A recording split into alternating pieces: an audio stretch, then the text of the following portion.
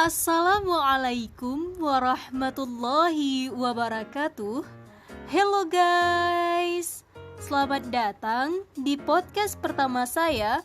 Bersama saya Mutia Menyilida, mahasiswi Pendidikan Bahasa Arab Institut Agama Islam Negeri Langsa. Gimana kabarnya teman-teman? Semoga dalam keadaan sehat walafiat. Jangan lupa ya untuk selalu bersyukur dan bahagia. Berhubung saat ini saya sedang melaksanakan kuliah pengabdian masyarakat, saya ingin sharing kepada teman-teman pendengar sekalian nih tentang meningkatkan budaya minat baca di kalangan generasi milenial. Sebelum lanjut, jangan lupa ya untuk like, komen, dan subscribe video podcast pertama saya. Teman-teman semua udah gak asing ya ketika mendengar kata millennials. Teman-teman pasti sering dengar bukan istilah milenial? Nah, istilah milenial berasal dari kata millennials yang diciptakan oleh dua pakar sejarah Amerika, yaitu William Strauss dan Neil Howe dalam beberapa bukunya. Millennials Generation atau sering juga disebut sebagai generasi Y atau Generation Me ataupun Echo Boomers secara spesifik memang tidak ada penggolongan khusus terhadap generasi ini teman-teman. Tapi ada beberapa pakar yang menggolongkan generasi milenial berdasarkan tahun awal dan akhir. Penggolongan generasi Y atau generasi millennials terbentuk bagi mereka yang lahir antara tahun 1980-an sampai 1990-an. Dan ada juga yang berpendapat sampai awal tahun 2000-an. Jadi gitu teman-teman, sekilas tentang generasi millennials. Teman-teman pendengar di sini termasuk nggak ke dalam generasi milenial ini? Kalau saya termasuk sih.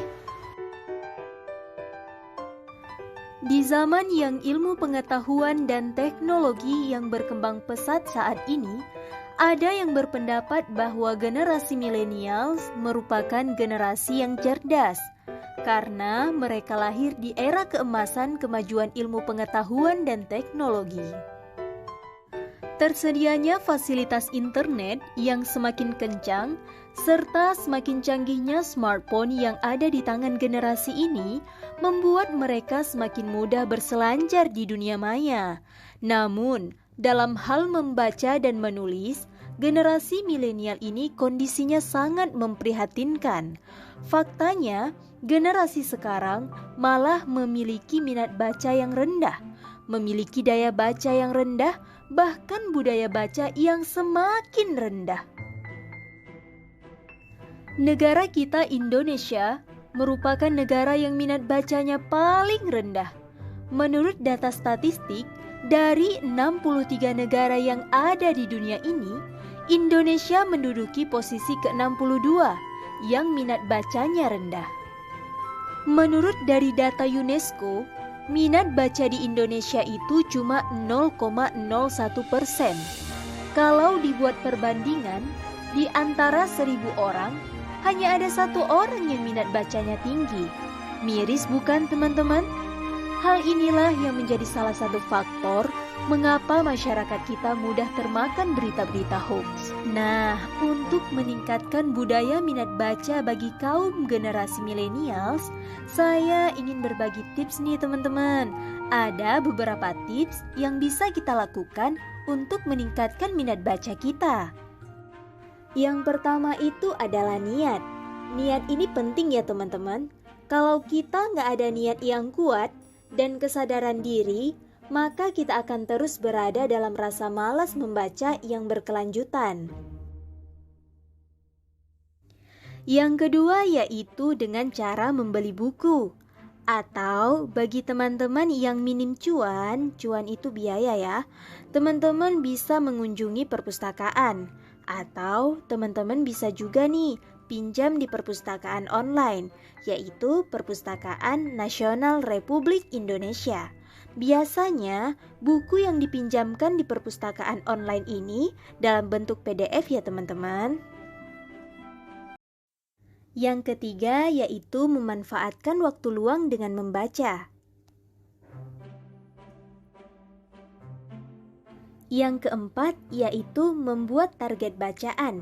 Misalnya, dalam sehari, teman-teman harus menyisihkan waktu minimal 2 jam untuk membaca. Nah, di poin ini saya teringat salah seorang tokoh hebat, yaitu Bill Gates. Teman-teman pasti kenal bukan dengan Bill Gates ini? Beliau adalah pendiri Microsoft. Nah, Bill Gates, beliau punya target bacaan teman-teman. Setiap minggu, dia harus menyelesaikan 1 buku bacaan. Bayangkan teman-teman, dalam setahun dia mampu membaca 50 buku. Bagaimana dengan kita?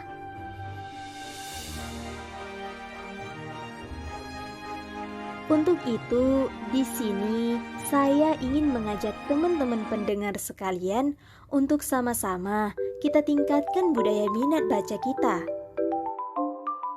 Semakin banyak buku yang kita baca, maka semakin banyak pula ilmu pengetahuan yang kita dapati. Karena negara-negara hebat di luar sana memiliki masyarakat yang minat bacanya tinggi, sehingga mereka mampu menguasai ilmu pengetahuan dan teknologi.